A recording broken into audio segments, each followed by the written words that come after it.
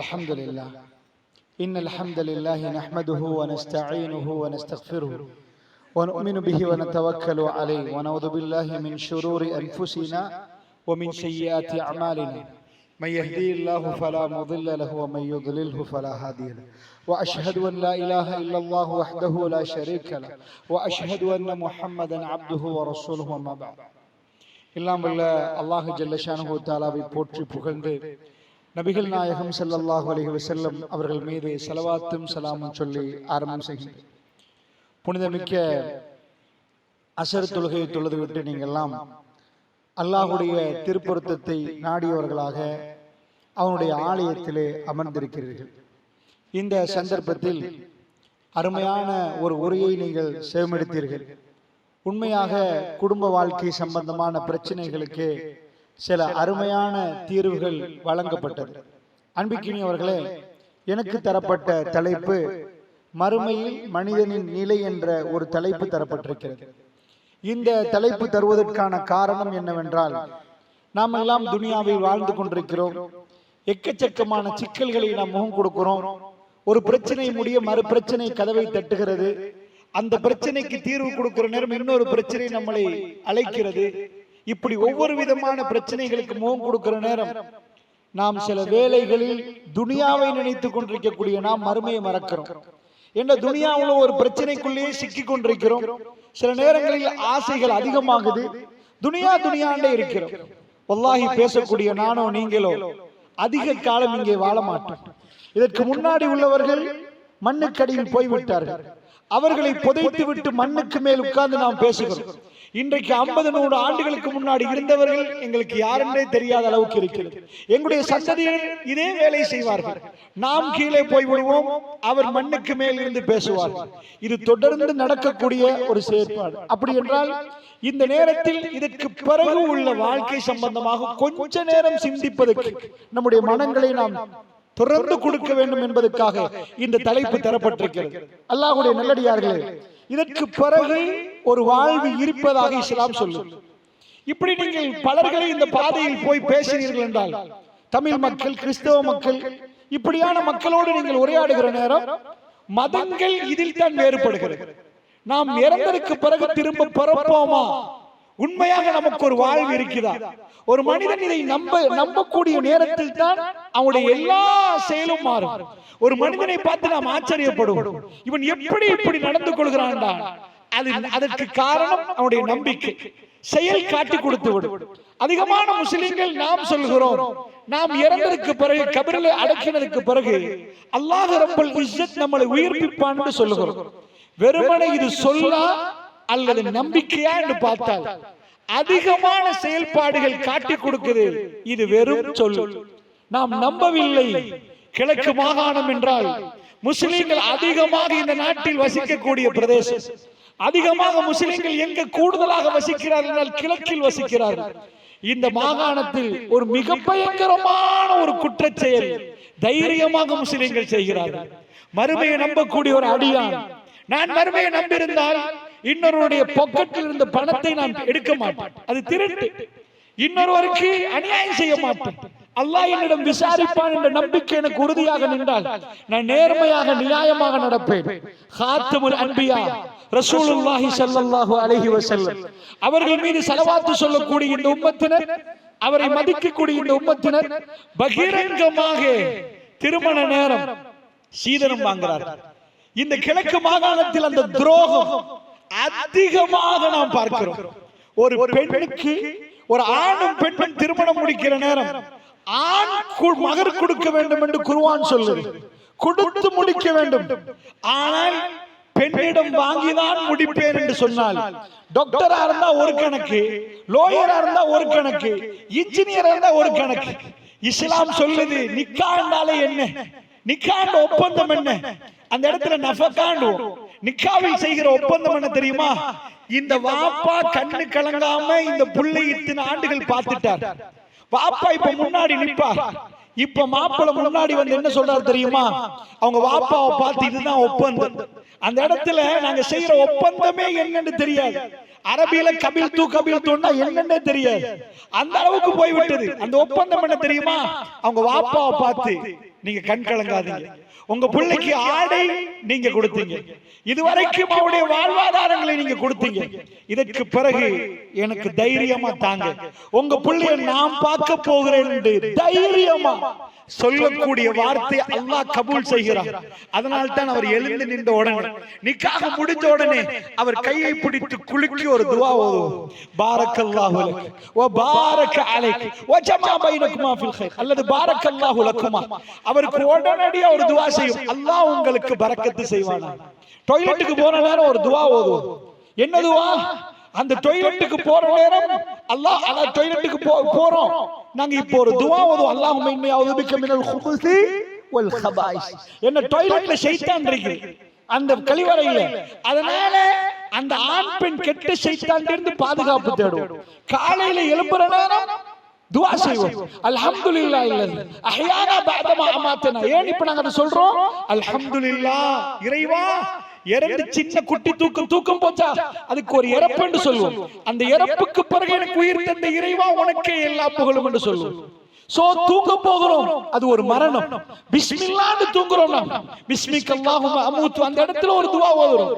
அல்லாஹ்வுடைய நல்லடியார்களே, இப்படியான துஆக்களை நாம் ஓதுறோம்.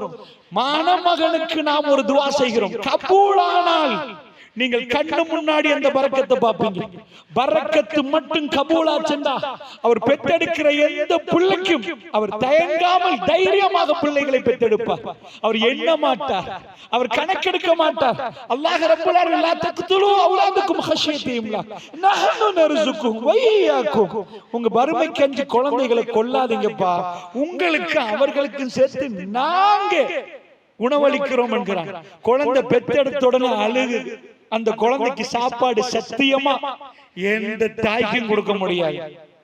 நீங்க அதை வச்சுங்கண்டா இந்த நோய் என்றுவா, இதை வச்சுங்கண்டா அந்த நோய் என்றுவா, இதை வச்சா இந்த வைரஸ் என்றுவா.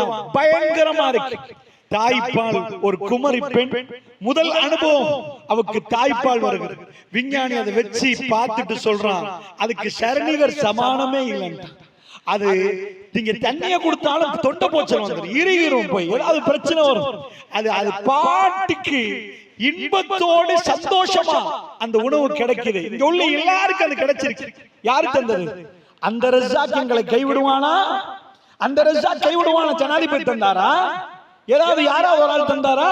பணக்காரன் தந்தாரா?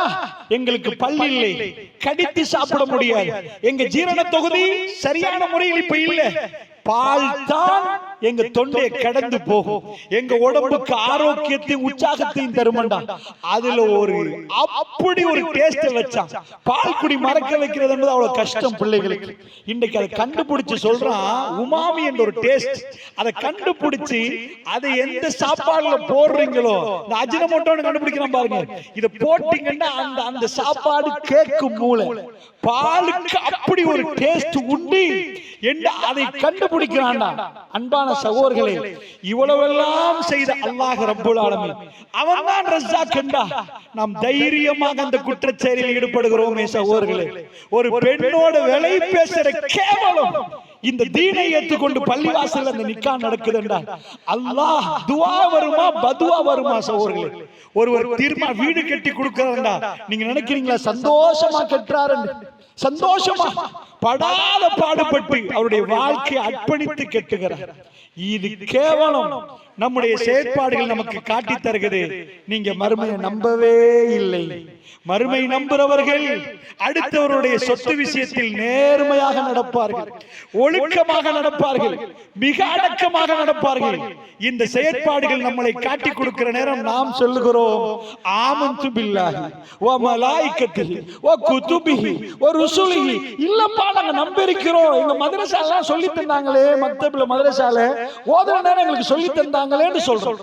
அல்லாஹ்வுடைய நல்லடியார்கள், நிஜமாக நம்பிய ஒருவர் எப்படி நடப்பார்?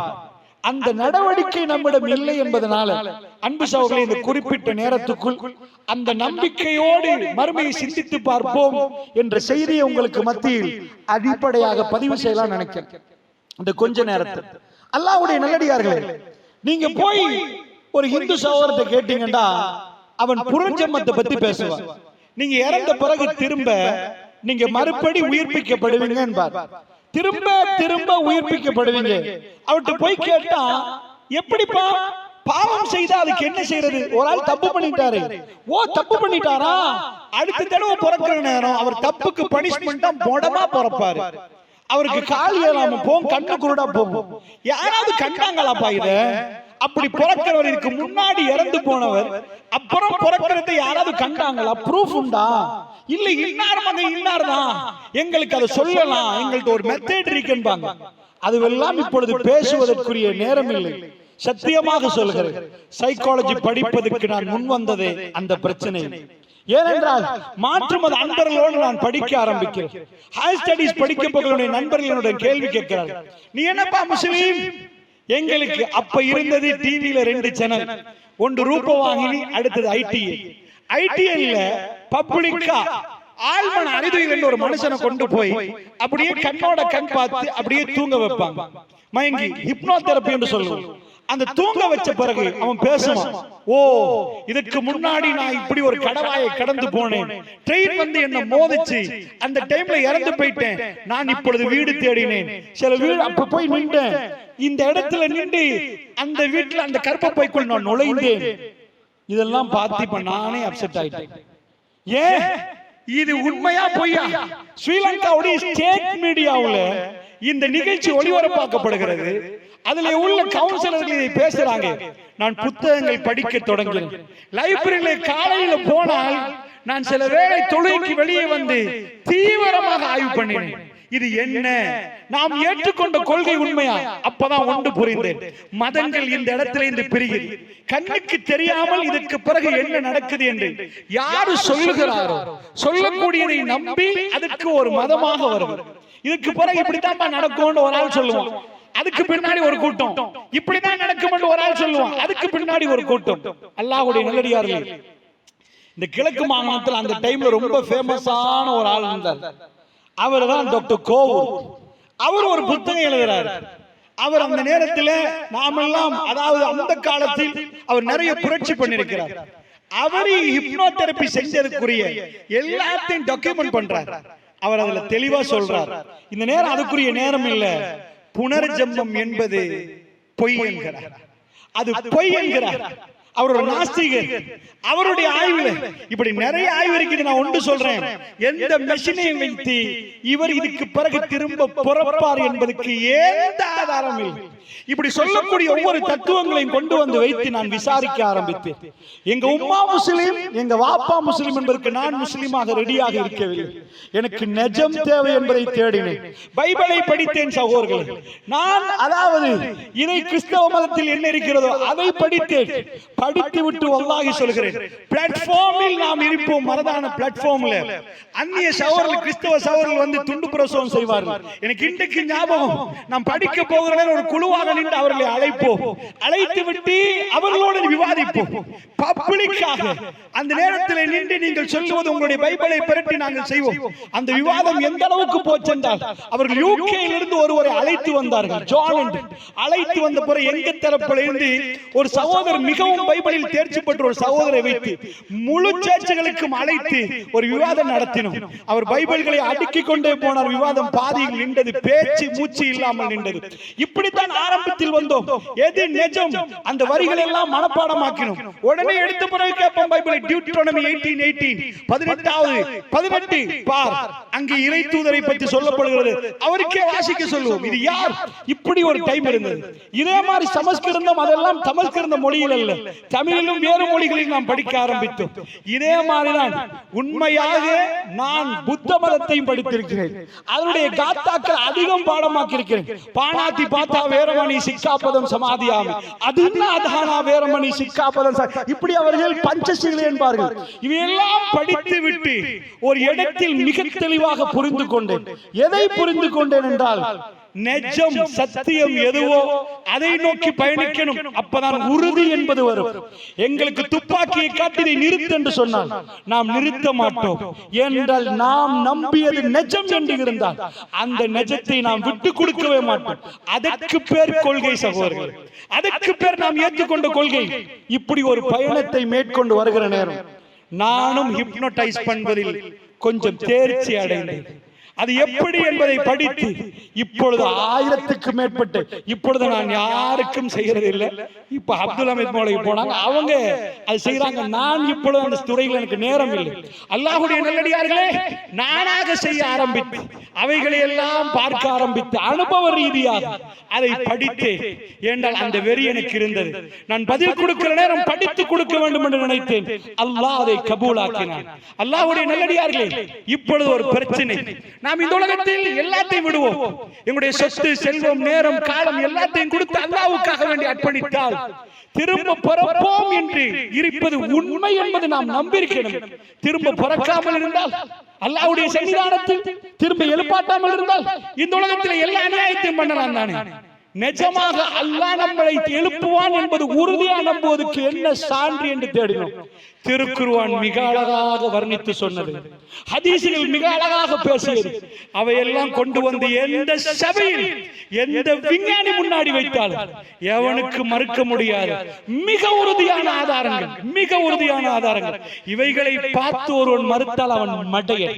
வல்லாஹி சொல்கிறேன், அல்லாஹ்வுடைய சன்னிதானத்துக்கு முன்னாடி இந்த 2 காலால் நாம் நிற்க வேண்டி வரும். அல்லாஹ் நம்மளை பக்கத்தில் அழைத்து கேட்பான் சில கேள்விகள். அந்த கேள்விகளுக்கு வல்லாஹி பதில் சொல்ல வேண்டி வரும். அது சாதாரண போலீஸோ, சிஐடியோ, இந்த நாட்டுடைய கோர்ட்ஸோ இப்படி அல்ல. அது பயங்கரமான நீதிமன்றம். அல்லாஹ் ஜல்ல ஷானஹு வ தஆலா அந்த நீதிமன்றத்துடைய பயங்கரத்தை நாம் புரிய வேண்டுமாக இருந்தால் நாம் நம்பணும். இப்ப நீங்க கேட்பீங்க, இப்படி விசாரித்து தான் நம்ப வேண்டுமாண்டா? உங்கள்ட்ட கேட்கிறேன், எல்லா நபிமார்களையும் உட்கார வச்சு, எல்லா சாலிஹீன்களையும் உட்கார வச்சு, அவர்கள்ட்ட போய், அதுல இப்ராஹிம் நபி ஒரு ஆள் இருக்கிறார், இவங்களுக்கு எல்லாம் சந்தேகம் வருமா? சந்தேகம் வருமா? மௌத்தானதுக்கு பிறகு எழும்புறத பத்தி சந்தேகம் வருமா இப்ராஹிம் நபிக்கு? வராது. சூரத்துல் பக்ராவை கொஞ்சம் பெரட்டுங்க, 260வது வசனத்துக்கு வீட்டுக்கு போங்க, பெரட்டி பாருங்க. இப்ராஹிம் நபி ஒரு கேள்வி கேட்கிறார் அல்லாஹ், இது வரணுமா ஒரு முஃமினுக்கு? அவன் உறுதியாக இப்படி வரணுமா? ரப்பி ரப்பி அரினி கைஃப துஹில் மௌத்தா. இந்த கேள்வி என்னைக்காவது நீங்க கேட்டிருக்கிறீங்களா தாய்மார்களே? இதுதான் நிஜமாக இப்ராஹிம் நபி இவ்வளவு அர்ப்பணித்தார், தன் முழு வாழ்க்கையை அர்ப்பணித்தார். அல்லாஹ் எது சொன்னாலும் குழந்தையை வெட்டணுமா வெற்றையா அல்லாஹ் வந்தாரு. அந்த துணிச்சல் எங்க இருந்து வந்துச்சுண்டா? இந்த கேள்வியில இருந்து வந்துச்சு. ரப்பி அல்லாஹ்வோட பேசின திருக்குர்ஆன் சூரத்துல் பக்ராவுல அல்லாஹ் கொண்டு வர்றான். யாரும் ரெக்கார்ட் பண்ணல, திருக்குர்ஆனில் அல்லாஹ் பதிவாக்குறான். இதை சிந்தித்து பார். அல்லாஹ் அதை ஏன் எங்களுக்கு சொல்றான் தெரியுமா? இப்படி இப்ராஹிம் நபி கேட்டுதான் இதுக்குள் நுழைந்தார் என்பதை காட்ட. உனக்கு அந்த கேள்வி வந்தா பதிலை பார். ரப்பி அரினி கைஃப துஹில் மௌத்தா. இறைவா எனக்கு கொஞ்சம் காட்டேன் அல்லாஹ், இறந்தவர்களை எப்படி உயிர்ப்பிக்கிறதுன்னு கொஞ்சம் காட்டேன். கேட்டுக்கிறீங்களா? இறந்த ஒரு எலும்பை பார்த்து, இறைவா இதை எப்படி இறைவா உயிர்ப்பிக்கிறேன்னு காட்டு. அல்லாஹ் என்ன கேட்டான் தெரியுமா? கால அவலம் துமி. இப்ராஹிம் நீங்கள் நம்பவில்லையான்னு கேட்டார். இப்ராஹிம் நபி கேட்கிற கேள்வி என்ன? கைஃப துஹில் மௌத்தா. யா அல்லாஹ், எத்தனையோ பேர் அடக்குறோம், எத்தனையோ பார்க்கிறோம், எப்படி அதை செய்கிறாய், எப்படி செய்கிறாய் என்று கேட்கிறார். இறந்ததுக்கு பிறகு உயிர்ப்பிக்கிற ஸ்டைல கொஞ்சம் சொல்லித்தான். அல்லாஹ் கேட்கிறார், இப்ராஹிம் அவலம் துமி, நீங்கள் நம்பவில்லையா? இப்ராஹிம் நபி பயந்து சொல்கிறார், கால பலா யா ரப், நம்புறேன் நம்புறேன், வலாக்கின் லியத்மைன்னக, என் கல்புல என்னமோ ஒரு சஞ்சம் வந்து வந்து வந்து வந்து போகுது, என் மன அமைதிக்கு கேட்கிறேன். இறைவன் கோபப்பட்டானா? இப்படி கேள்வி வருவதோ? நீ முஸ்லிம் போ. அந்த கேள்விக்கு இறைவன் பதில் கொடுத்தான். ஃபஹுஸ் அர்பஅத மின் அத்-தய்ர். இப்ராஹிம், நான் காட்டி தருகிறேன், பிரச்சனை இல்ல. 4 பறவையை பிடிங்க இப்ராஹிம், 4 பறவையை கொண்டு வாங்க. ஏன் அல்ல 4 பறவை அவர் கேட்கல, 4 வேணும் இத சொல்லி தரத்துக்கு. இந்த 4ஐயும் ஃபஸ்ருன் என்ன பண்ணுங்க, ஒவ்வொன்றா ஜுசு ஜுசுவாக பிரிங்க, வெட்டுங்க. தலை, கால், குர்பான் கொடுத்த மாதிரி 4 பறவை எடுங்க. சும்மஜஅல் குல்ல ஜபலின் மின்ஹுன்ன ஜுஸா. அதா இருக்குது மலை. இப்ப 4 பறவை கொண்டாந்தாச்சு. இதுல தலைய வெட்டியாச்சு, இதுல தலைய வெட்டியாச்சு, இதுல காலை வெட்டியாச்சு, இதுல சரவை வெட்டியாச்சு. எல்லாம் வெட்டி வெட்டி துண்டு துண்டு துண்டா நம்ம கோழிக்கறி ஆக்குற மாதிரி துண்டாக்கியாச்சு. துண்டாக்கி மிக்ஸ் பண்ணி விட்டா இப்ப அல்லாஹ் சொல்றான், இதை எடுத்துட்டு போய் அதா தெரியுற அந்த மலையில கொண்டு போய் வைங்க. முடிஞ்சா இதை எடுத்துட்டு போய் அந்த மலையில வைங்க. என் பக்கத்துல வைக்கலாமே, ரொம்ப தூரம் நடந்து போய் அந்த மலையில வச்சுட்டு இப்ப கூப்பிடுங்க, இப்ப கூப்பிடுங்க, சும்மா துழுவுன்ன இப்ப கூப்பிடுங்க. அது பறந்து உங்க கண்ணு முன்னாடி வரும். இப்ராஹிம் அதற்கு பிறகு அவர் பேசவே இல்லை. அவர் முகத்தை இறைவன் பக்கம் திருப்பினவர். அல்லாஹ் அவரை எப்படி புகழுகிறான் என்று சொன்னால், இப்ராஹிமை நாம் கட்டளைகளை கொண்டு சோதித்தோம், அவர் அத்தனையும் தமாம் பண்ணினார். அவருடைய மகனை வெட்டுங்கள் என்று சொல்ற நேரம் அவர் வந்து கேட்கிற, இன்னி அராஃபில் மனாமி அன்னி அல்பவுக ஃபன்துரு மாதா தரா, என்னுடைய மகனை கனவு கண்டு கொண்டிருக்கிறேன், அறுப்பதாக என்ன நினைக்கிறாய்? ஒரு வாப்பா இந்த கேள்வியை கேட்கிறான்னா எப்படி இருக்கும்? வாப்பா இஃப்அல் மா துஅமர், நீங்க நபி ஏவப்பட்டதை செய்யுங்க வாப்பான்றார். நீங்கள் என்னை சாபிர் பொறுமையாளரில் ஒருவராக பாப்பீங்க வாப்பான்றார். கொண்டு போய் வைத்து வெட்ட போகிற அளவுக்கு ஒரு வாப்பா துணிகிறாரண்டா. அவர் நம்பிக்கை எப்படி இருந்திருக்கு? நான் நம்பிக்கையின் ஆரம்பத்தை சொல்கிறேன். இறந்ததுக்கு பிறகு உயிர்ப்பிக்கப்படுவோம் என்று உறுதியா நம்பினான். வல்லாஹி சொல்கிறேன், எங்க கால்கள் நடுங்கும் சகோதரர்களே. பள்ளிவாசல் வெளியே போகிற நேரம், சாதாரண போலீசார் வந்து கையை கட்டுற நேரம் என்ன துடிச்சிட்டு போறாங்க. 2 CID வந்து 2 வாக்குமூலம் எடுத்தா, வேணாயா இந்த தவாவே வேணாம், CID அது இதுன்னு வழியில போய் எடுக்குதல்ல. இப்படி என்று நினைக்கிறோம் என்றால் அல்லாஹ்வுடைய சன்னிதானம் மிக பயங்கரமானது. அல்லாஹ் அரிசிக்கு மேல் எழுதி வைத்திருக்கிறான், ரஹ்மத்தி, என்னுடைய ரஹ்மத் என் கோபத்தை அதாவது மிஞ்சி விட்டது, என் இரக்க கோபத்தை மிஞ்சி விட்டது. அதனால் நீங்க விரும்பினதை செய்யுங்க. மறுமை நாளை ரசூலுல்லாஹ் சொல்றாங்க, அதுக்கு மாற்றமா அல்லாஹ் அன்றைக்கு கோபமாயிருக்கிற நாள், ரப்புல் ஆலமீன் கோபப்பட்டால் அது சாதாரணமா இருக்காது சகோதரர்களே, அது சாதாரணமா இருக்காது. அல்லாஹ் துருவ ஆரம்பித்தால் அந்த நம்பிக்கை நமக்கு வரணும். முதல்ல அந்த நம்பிக்கை வரணும். அதனால் இப்ப நான் நம்பிக்கையை மட்டும் பேசினால் என் நேரம் முடிந்து விடும் சகோதரர்கள். மகரிபுடைய நேரம் ஆகிறது. அதனால் நான் 1-2 எடுத்துக்காட்டுகளை மட்டும் சொல்கிறேன். இதை நம்பி விசாரித்து உரசி பாருங்கள்.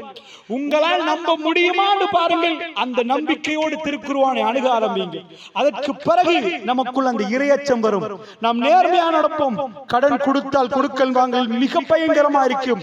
ஏன் கடன் எடுக்கிறோம்? எங்க கபருக்கு, அதாவது மரணம் எப்ப வந்தாலும் அதுக்கு தயாரிப்புகளை செய்து கொண்டே கடன் வாங்கும். கொடுக்கல் வாங்கலில் ஈடுபடுவோம். பெண் மனைவியோடு பேசுகிற நேரம் அல்லாஹ் விசாரிப்பான் என்பதை நாம் அதாவது புரிந்து விளங்கி அவர்களோடு நடந்து கொள்ள ஆரம்பிப்போம். மனைவிமார்கள் கணவன்மார்களோடு அப்படி நடந்து கொள்வீர்கள். அல்லாஹ்வுடைய நல்லடியார்களே, என்ன அதாவது யாரும் மரணத்துக்கு பிறகு என்ன நடக்குது என்று யாராவது கண்டது உண்டா? உங்க ஊர்ல உண்டா? யாராவது கண்டது உண்டா? யாருமே கண்டதில்லை. எந்த விஞ்ஞானியாவது இதுவரைக்கும் ஏதாவது மெஷின் இல்ல. சாதாரணமாக ஒரு பொருள் இறந்ததை உயிர்ப்பிப்பதை நாம் கண்ணால ஒன்று பார்க்கலாம். ஒரு நெல்லை எடுத்துட்டு போயிட்டு நீங்க இதுக்குள்ள போட்டீங்கன்னா அது செத்தது, அது உயிராகி வர்றதை நீங்க பார்த்திருப்பீங்க. அதுக்கு தண்ணி, காத்து, சூரிய வெப்பம், அதுக்குரிய உணவு கிடைச்ச உடனே அது ஒன்று பல மடங்காக வர்றதை நீங்க பார்த்திருப்பீங்க. ஒரு விதையை தூவினீங்கன்னா அது முளைச்சு வருது. சோ செத்த எங்களையும் கொண்டு போய் அத மாதிரி அடக்கி தண்ணி கொஞ்சம் ஊத்தி சூரிய வெப்பத்தை காட்டி கொஞ்சம் உரம் கொஞ்சம் போட்டா நாங்க நாளா பிறந்து வந்துருவோமா? இல்ல சகோதரர்களே. உயிர்ப்பிக்கிறது அல்லாஹ் ரப்புல் ஆலமீன். உயிர்ப்பிக்கிறது நம்ம யாருமே இதுவரைக்கும் கண்ணால காணல. இறந்து போனவர் போனதுதான், அதை தடுக்கவும் முடியல. இப்ப உயிர் எவ்வளவு பாரம் என்று தேடுறாங்க விஞ்ஞானிகள். என்ன, ஒரு மனுஷன் இங்க நிக்கிறான், உலகத்தை ஆட்டி படைக்கிறான், அவன் செத்து போற நேரம் என்ன ஆகுதுன்னு பாக்குறாங்க. ஒரு கிளாஸ் அசையல்ல, தும்மண்டு உடையல்ல, கதவுகள் திறப்படல. இவ்வளவு ஆட்டம் கண்டு ஹிட்லர் செத்து போற நேரம் பூகம்பம் வந்துச்சா? இல்ல, ஒண்ணு நடக்கல. சரிப்பா, அவனை வச்சுட்டு கிலோகிராம் எவ்வளவு பாரம் என்று பாக்குறாங்க. அந்த பாரத்தை பார்க்கிற நேரம் சத்தியமா வித்தியாசம் இல்லை. அவர் 56 கிலோண்டா 55.90, அதாவது 900 கிராம் அப்படி வருவதா?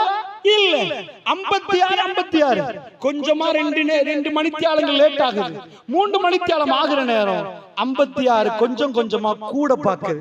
வைரஸிலும் பாக்டீரியா வந்து அந்த பாரம் கூடுது. அதுக்கு முன்னாடி ரூஹுக்கு என்ன பாரம்? அது எந்த கெமிக்கல்? என்ன ரூஹ் இல்லண்டா அந்த உடம்போட பேசவே முடியாது, வேலையே இல்ல.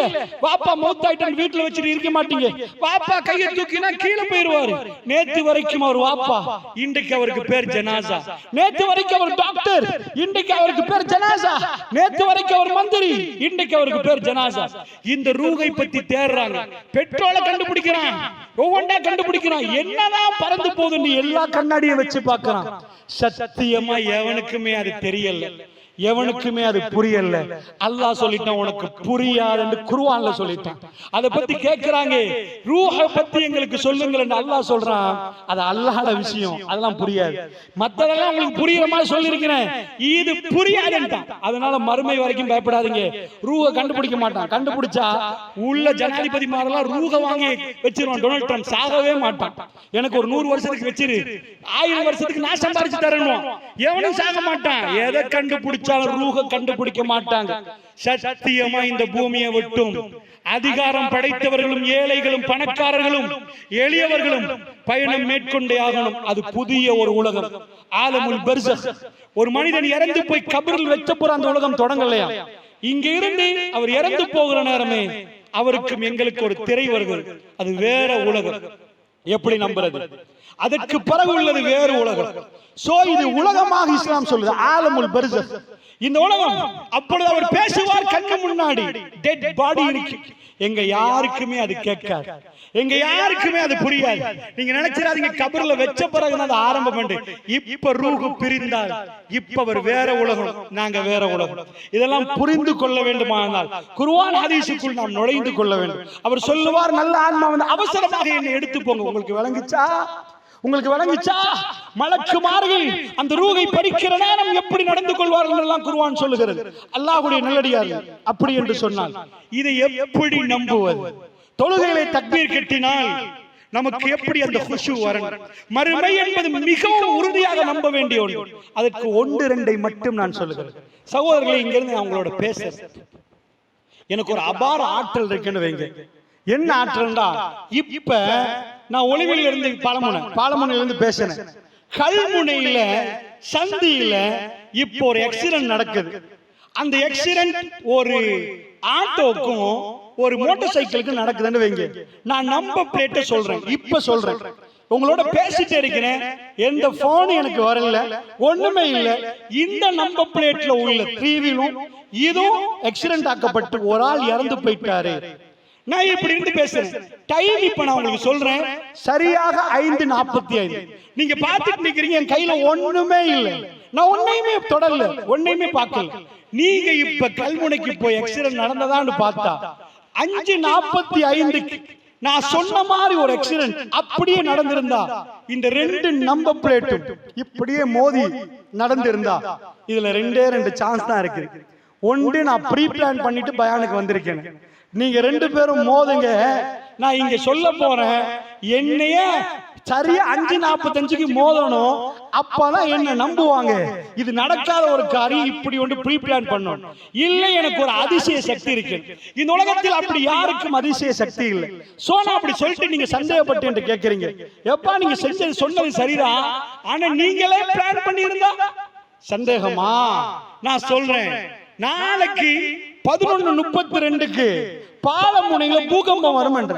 சும்மா தான் சொல்றேன், உண்மையா நடக்கிறது இல்ல. இப்படி பூகம்பம் வரேன்ற, அதனால இங்க நம்பி போய் சொன்னாரு பூகம்பம் வரலன்னு நினைச்சிடாதீங்க. இது ஒரு படித்து தருவதற்கு, புரிய வைப்பதற்கு சொல்கிறேன். சரியாக 11:32 பூகம்பம் வந்தால் இப்ப உங்களுக்கு எந்த வாதமும் வைக்கல. நேத்து நான் பிளான் பண்ணி, இன்னைக்கு நான் பிளான் பண்ணதா நீங்க நினைச்சிடலாம். 11:32 பூகம்பம் வர்றது எப்படி பிளான் பண்ணது? பூமியை நீ அசை என்று நான் சொல்றதா, இல்ல பூமியை நான் அசைச்சு காட்டுறதா? அது எப்படி? அல்லாஹ்வுடைய தூதர் ஸல்லல்லாஹு அலைஹி வஸல்லம் அவர்கள் காணாத மர்மையை பத்தி நிறைய பேசினாங்க.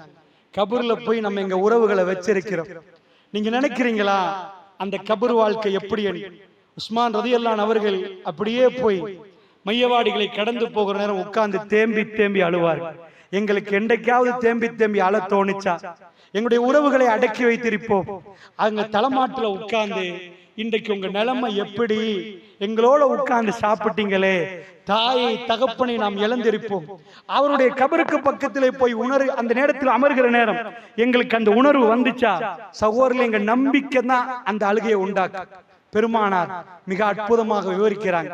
ரசூலுல்லாஹ், நான் என்ன சொல்ல போறேன்டா, இப்படிதான் இதை நம்புற மெத்தட்னு ரசூலுல்லாஹ் சொல்லல. பின்னாடி வந்த அறிஞர்கள் இதெல்லாம் தொகுக்குறாங்க.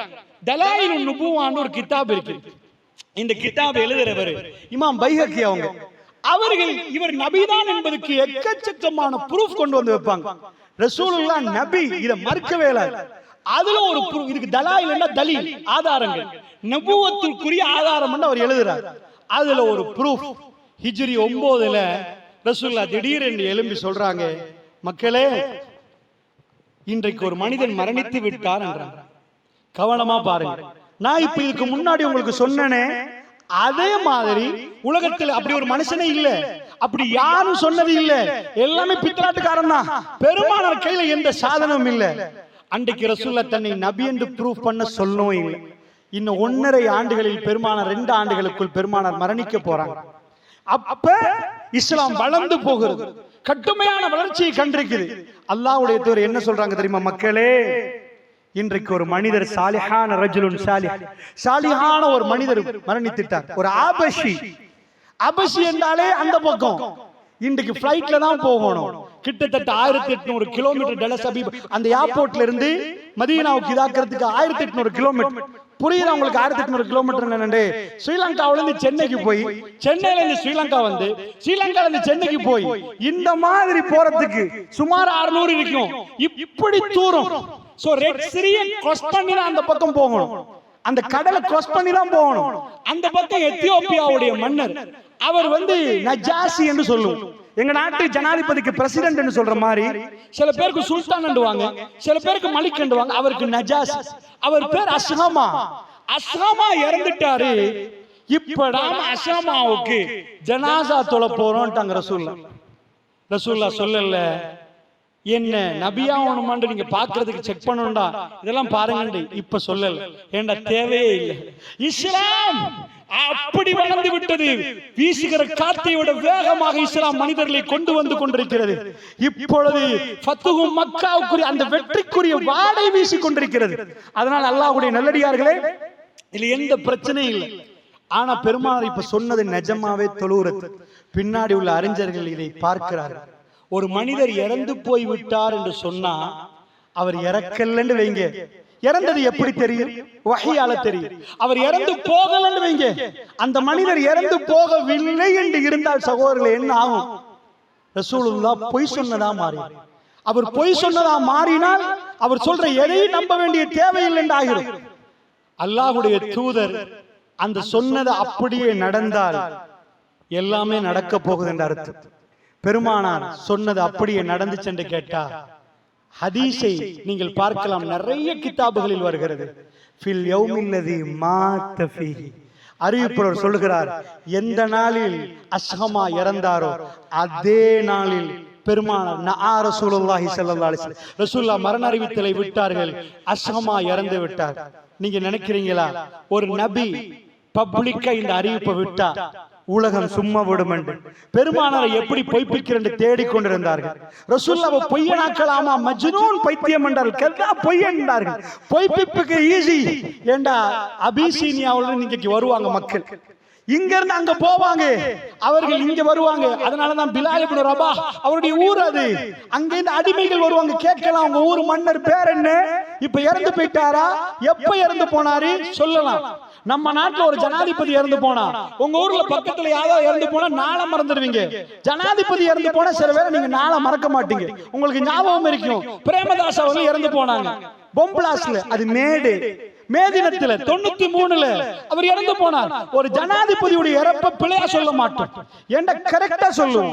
ஜனாதிபதி இறந்துட்டார் என்பதற்கு பிறகு அந்த அறிவிப்பு அவசரமா யாருக்கும் விடையலாது.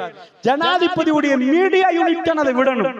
இதே மாதிரி அஸ்ஹாமா இறந்துட்டார் என்று சொன்னால் அஸ்ஹாமாவுடைய இறப்பு செய்தி முழு அபிசீனியாவை உலுக்கி பிடித்திருக்கு. இந்த செய்தி என்றைக்குமே மறைக்க இயலாத செய்தி, மறைக்கவும் முடியாத செய்தி. அல்லாஹ்வுடைய நல்லடியார்களே, நிஜமாக என்ன நடந்தது என்றால், பெருமானார் சொல்லி தொழுதார்களே, அந்த தொழுத இடத்தை இன்றைக்கு நீங்கள் போய் பார்க்கலாம். உங்களுக்கு ஒரு பாக்கியம் கிடைத்தால் மஸ்ஜிது நபவிக்கு போக, அங்க எல்லா கேட்டுகளும் போட்டு வைத்திருப்பார்கள்.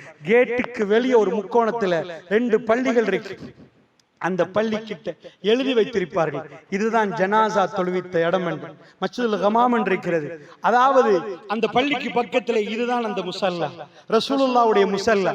அந்த இடத்தில் தான் ரசூலுல்லாஹ் நின்று தொழுவித்தார்கள். அதையெல்லாம் அரபிகள் இன்றைக்கு பாதுகாத்து வைத்திருக்கிறார்கள். அன்றைக்கு அறிவித்த அறிவிப்பு என்ன சகோதரர்களே? அல்லாஹ்வுடைய தூதர் சொன்னாங்க, அஸ்ஹமா இறந்து விட்டார். பெருமானார் பார்த்தார்களா? வல்லாஹி இல்லை. சத்தியமாக இமாம் நவவி அவர்கள் இதை பதிவு செய்கிற நேரம் முஅஜிஸா என்கிறார்கள். இது ஒரு முஅஜிஸா என்கிறார்கள். அந்த அளவுக்கு அற்புதம். ஏனென்றால் சொன்ன தேதியில், சொன்ன டேட்டில் இவர்கள் ஜனாசா தொழுவிக்கிற நேரம் அவர் இறந்து விட்டதை ப்ரூவ் பண்ணிருக்கு உலகம். இன்றைக்கு ரசூலுல்லாஹ்வை பொய்ப்பிப்பதற்கு எவ்வளவோ கொண்டு வருகிறார்கள், குர்ஆனில் கொண்டு வருகிறார்கள். இந்த செய்தியை ஒருவர் கூட கொண்டு வர மாட்டார். இது உண்மைப்படுத்தப்பட்ட செய்தி. காணாத ஒன்றை நம்பு எப்படி பெருமானார் சொன்னார்? காணாத ஒன்றை ரசூலுல்லாஹ் எப்படி சொன்னார்? அதை எப்படி சொன்னார்? வஹியால் சொன்னார் என்றால், அதே காணாததை ரசூலுல்லாஹ் சொன்னார், நீங்கள் எல்லோரும் எழுப்பப்படுவீர்கள், நிர்வாணமாக எழுப்பப்படுவீர்கள், காலில் செருப்பு போட மாட்டீர்கள், அது பயங்கரமாக இருக்கும், பூமியிலிருந்து முளைப்பீர்கள், அல்லாஹ் நீதிமன்றத்துக்கு வரப்போகிறான், உங்கள் ஒவ்வொருவரையும் விசாரிக்க போகிறான் சொன்னார்களே. இது நடக்குமா நடக்காதா சகோதரர்களே? நாம செய்கிற அநியாயம், வட்டி எடுத்து தொழில் செய்தால் அல்லாஹ் விடுவான் என்று நினைக்கிறீர்களா? அல்லாஹ்வுடைய நல்லடியார்களே, ஒரு அடியான் இன்னொரு, அதாவது ஒரு முஸ்லிமுக்கு துரோகம் செய்தால் அல்லாஹ் விடுவான் என்று நினைக்கிறீர்களா சகோதரர்களே? ஒரு மனிதரை நோவித்து அவருடைய மானத்தை நீங்கள் மானபங்கப்படுத்தினால் அல்லாஹ் விடுவான் என்று நினைக்கிறீர்களா? இவையெல்லாம் விசாரிக்கப்பட மாட்டாது என்று நினைத்தால் நீங்கள் ஐஸ் விற்கலாம், போதைப் பொருள் விற்கலாம், தூள் விற்கலாம், இதை கண்டும் காணாமல் நான் போகலாம். எனக்கு அப்படி போக முடியாது. இங்க யாருக்காவது போதைப் பொருள் விற்கிறவனுக்கு எதிராக பேசினால் மிரட்டல், எனக்கு கோல் தருவார்கள், கொல்லுவேன், அடிப்பேன். எனக்கும் பிள்ளைகள் உண்டு. அல்லாஹ்வுடைய நல்லடியார்களே, மன்றாமின்கும் முன்கரன், உங்களை ஒரு தீமையை நீங்கள் கண்டால் கையால் தடுங்கள் என்கிறார்கள்.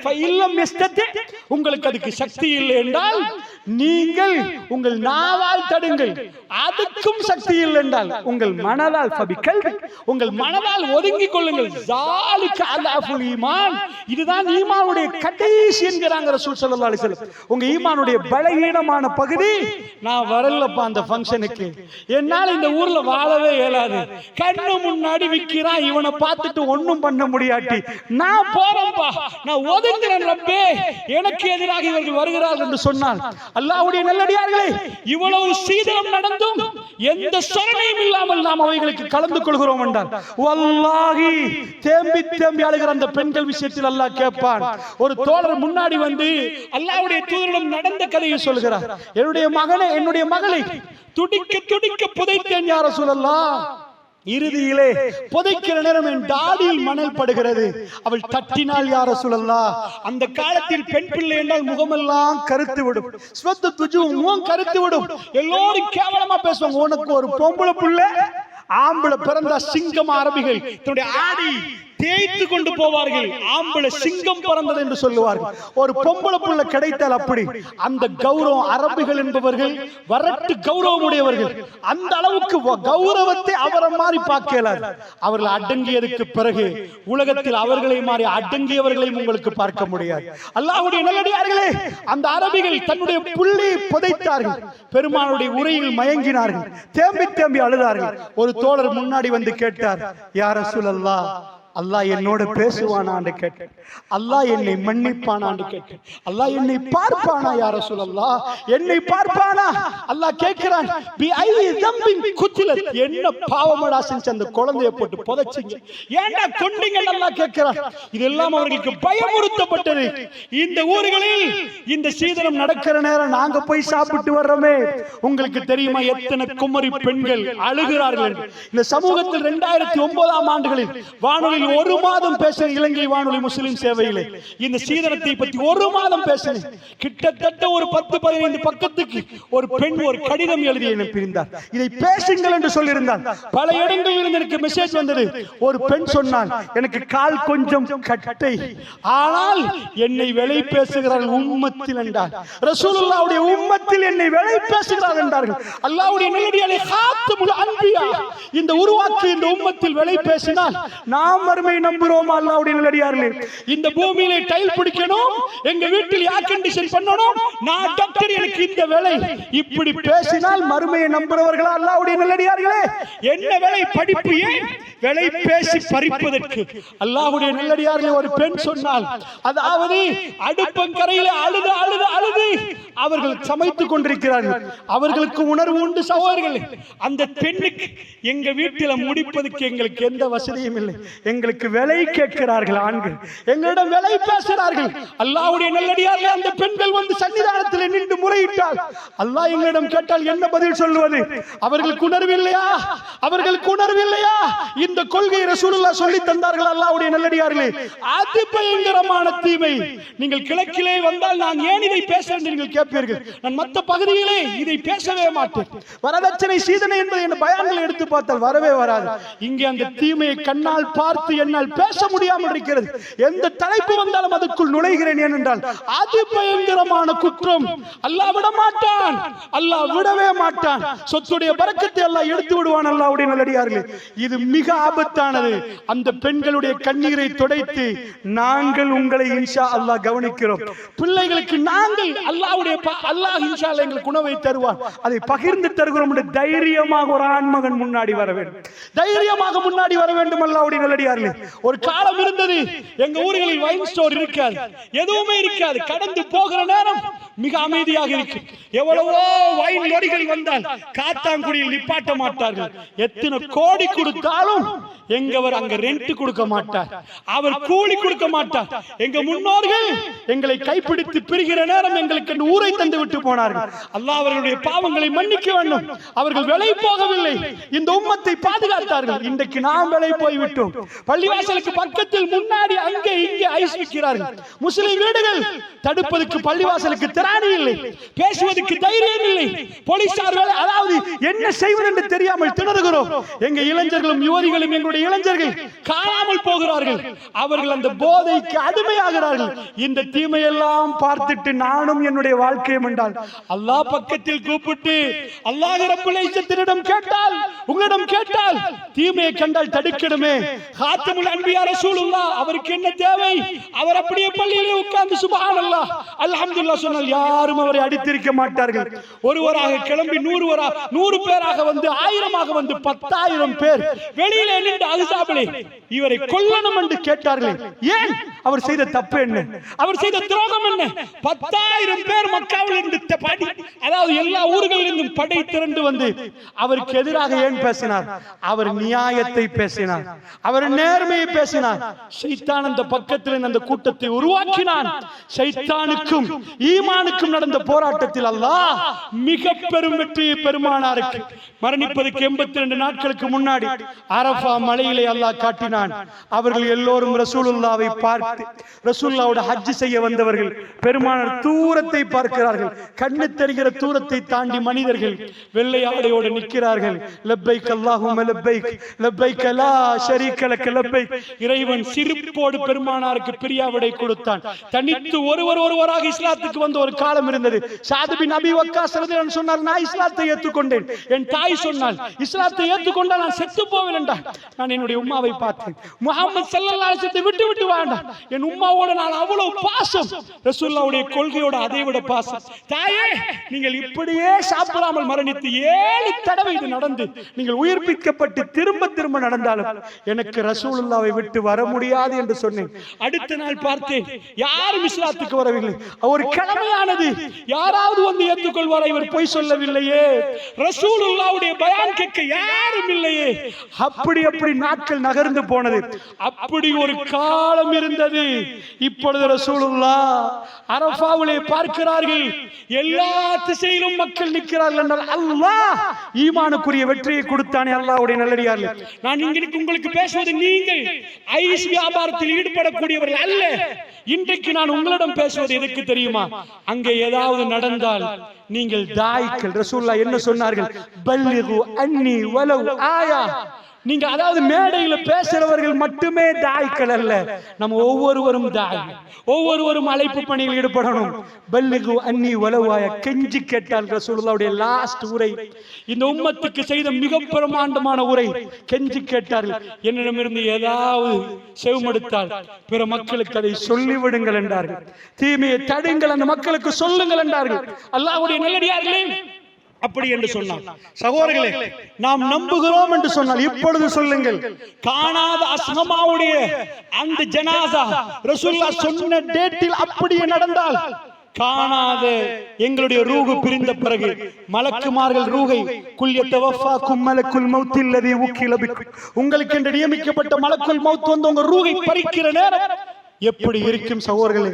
என்னுடைய ரூஹை எடுக்கிற நேரம் எப்படி இருக்கும்? இதெல்லாம் பொய்யா உண்மையா? நீங்க உங்கள் மனசுல கேளுங்க, அப்ப நாம் மாறுவோம் சகோதரர்களே. அல்லாஹ்வுடைய தூதர் உஹது மலையில நடக்கிறாங்க. அது மக்கத்து மக்கள் வாக்கிங் போவாங்க. இன்றைக்கு நான் போனா மக்கத்துல பாப்பேன், நீங்க எல்லாம் ஹோட்டல்ஸ் இருக்கிற ஏரியாவை பார்த்தீங்கன்னா, அதாவது காபத்துல்லாஹ்க்கு பக்கத்துல அஜியாத் ஒரு பகுதி இருக்கு. அதுல கொஞ்சம் தூரம் நடந்து போனீங்கன்னா ஹரத்துக்கு பக்கத்திலே குடியிருப்பு இருக்கு. நீங்க எல்லா இடத்துலயும் ஹோட்டல் கண்டாலும் ஹரத்துக்கு பக்கத்திலே அந்த குடியிருப்பு பக்கம் நான் போயிருக்கிறேன். அந்த குடியிருப்புகள் இருக்கு. அங்க எப்படி குடியிருப்பு இருக்கு தெரியுமா? மக்கா வாசிகள் இன்றைக்கும் பிளாட்டான லேண்ட்ல ஊடு கட்ட மாட்டாங்க. மலையில எவ்வளவு மலை ஏறும், இப்ப கொஞ்சம் கொஞ்சம் மாறிட்டாங்க. ஆனா அவங்க மலையை ஏறுவாங்க, நீங்க பார்க்கலாம். மலை ஏறி மலைக்கு மேல உள்ள வீட்டுல தான் நிப்பாங்க. அதை ஏற தொடங்கினா எங்களுக்கே பிரச்சனை ஆயிடும். ஏன்னா நம்ம நாட்டு மக்கள் அந்த பகுதிக்கு அவ்வளவு கஷ்டம். ஏன்னா மக்கத்து மக்களுக்கு வாக்கிங் போகும், அந்த மலை ஏறும். ஏன்னா அவங்க முழுக்க மலை உள்ள பிரதேசம், அதாவது பெரிய பெரிய மலைகள் இருக்கு. அந்த மலை இருக்கிறனாலதான் ஹரத்தோட எக்ஸ்பான்ஷன், ஹரத்தை அதாவது கொஞ்சம் பெருசாக்குறது ரொம்ப கடினமாக இருக்கு.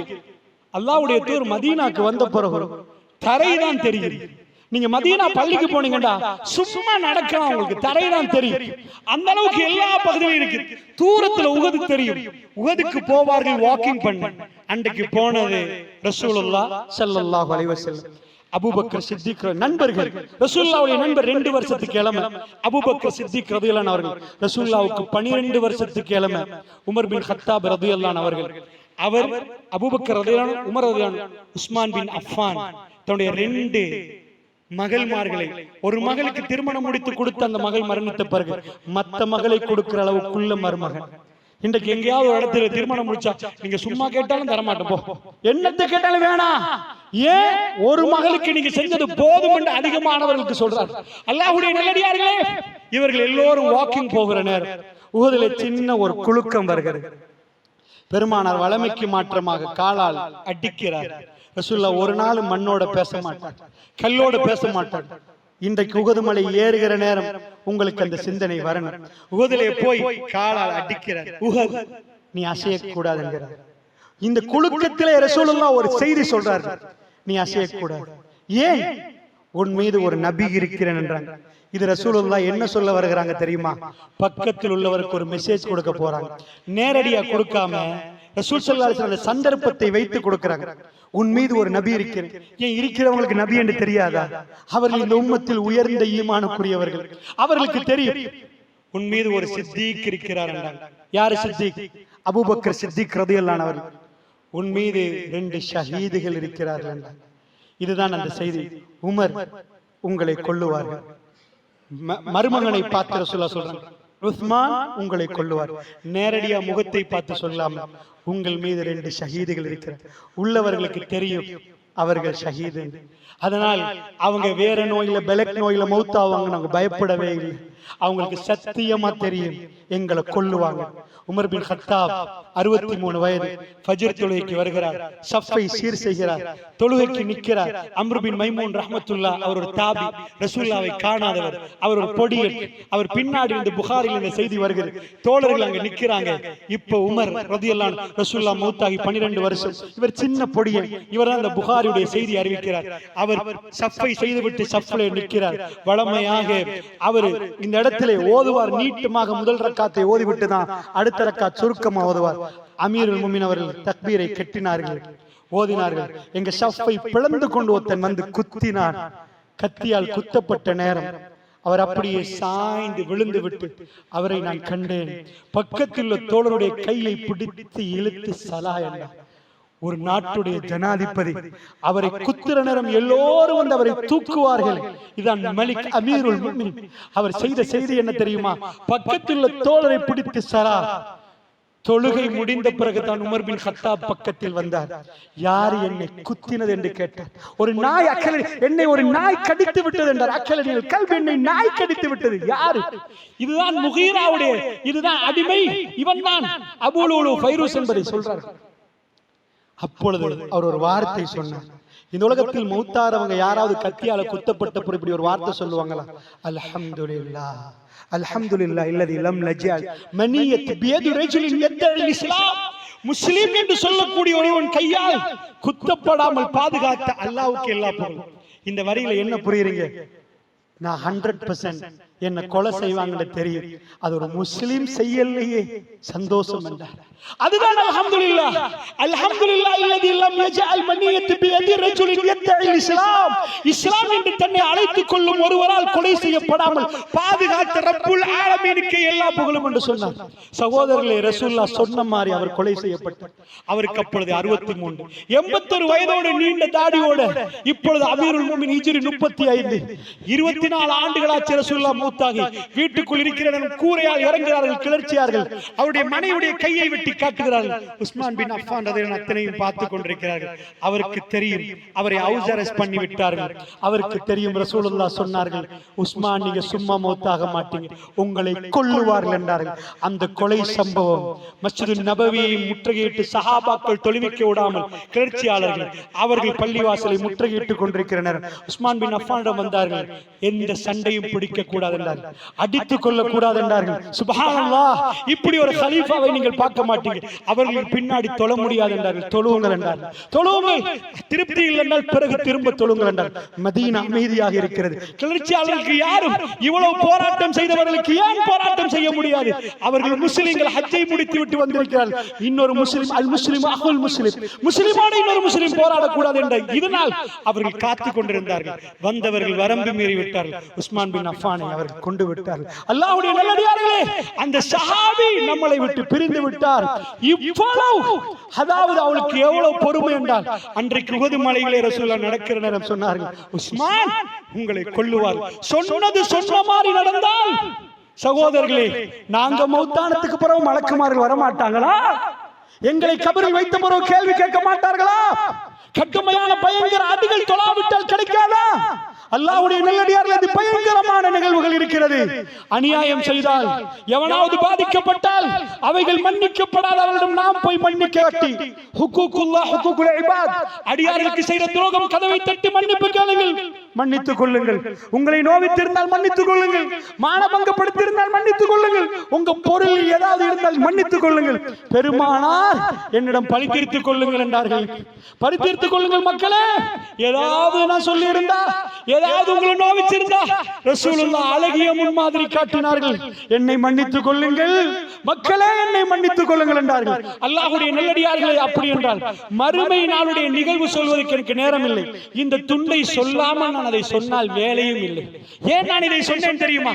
இந்த பகுதியை சொல்லாமல் இதெல்லாம் மறுமை நாள் என்றால் ஏதோ கேட்டுவிட்டு மறுமையில் அதிபயங்கரமான நிகழ்வுகள் உண்டென்று நீங்கள் போய்விடுவீர்கள். நம்பிக்கையோடு நீங்கள் ஒவ்வொன்றையும் கேட்க தொடங்கினால் அப்பொழுதுதான் எங்களுடைய உணர்வு மெல்ல மெல்ல எங்களை ஆட்டி படைக்க தொடங்கும்.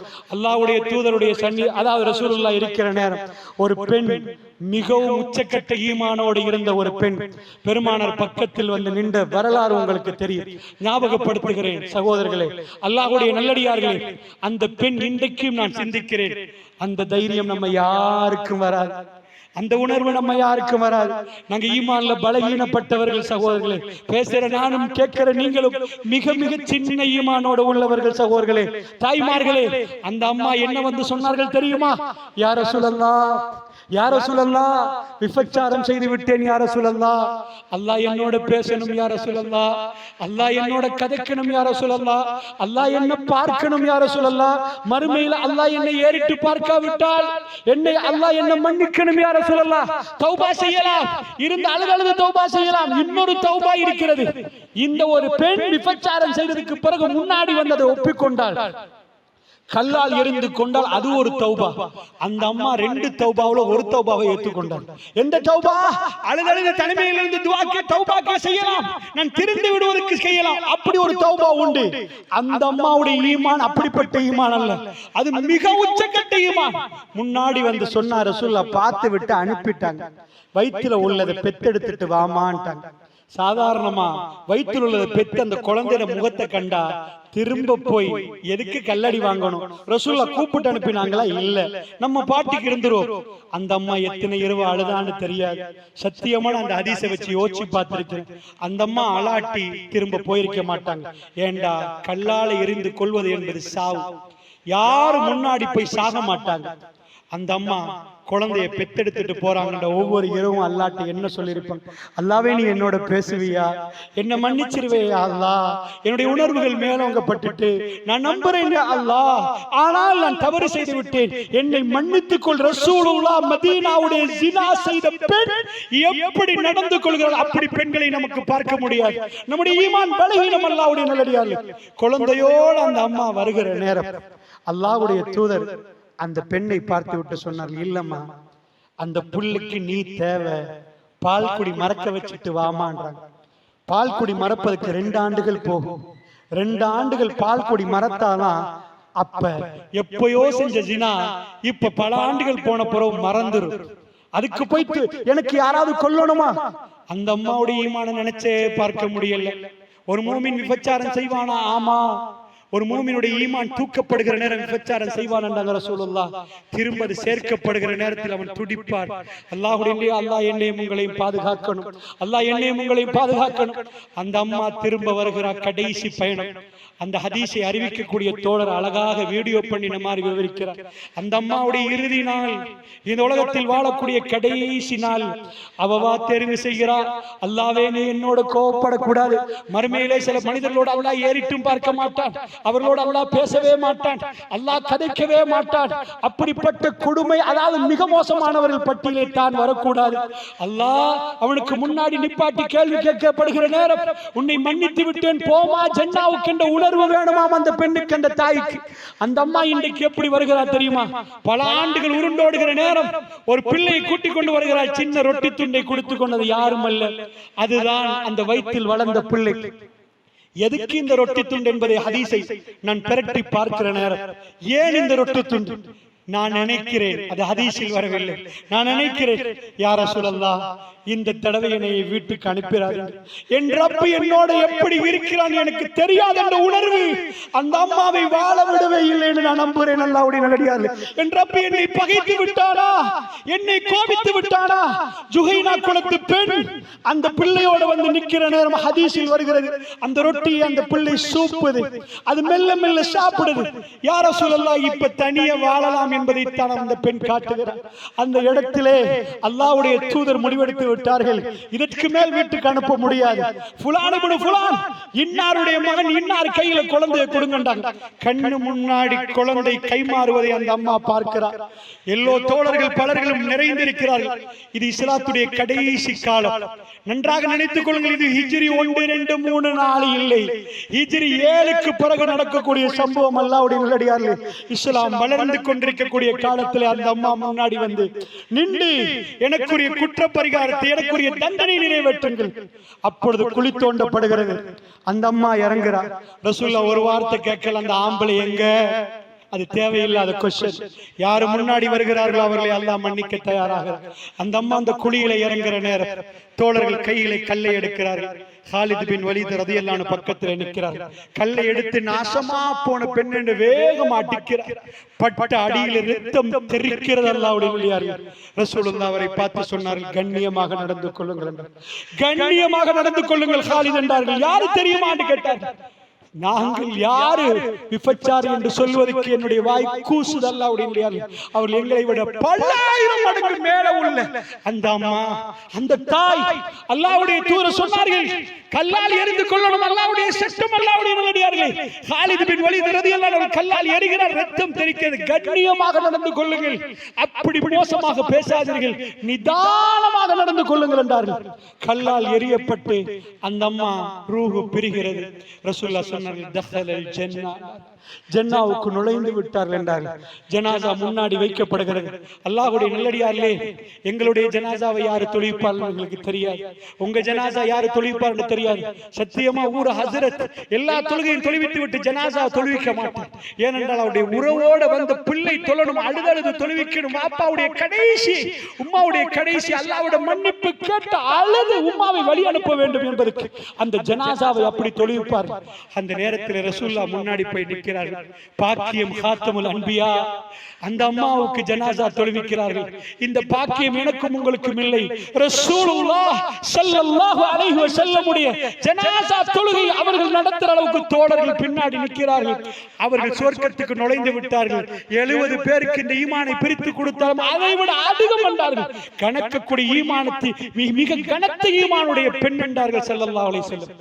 அல்லாஹ்வுடைய ஈமான் இருந்தால் பாவம் செய்தால் நாம் துடிப்போம், இரவெல்லாம் அழுவோம், தனிமையிலே மறந்து அல்லாஹ்வோடு பேசுவோம்.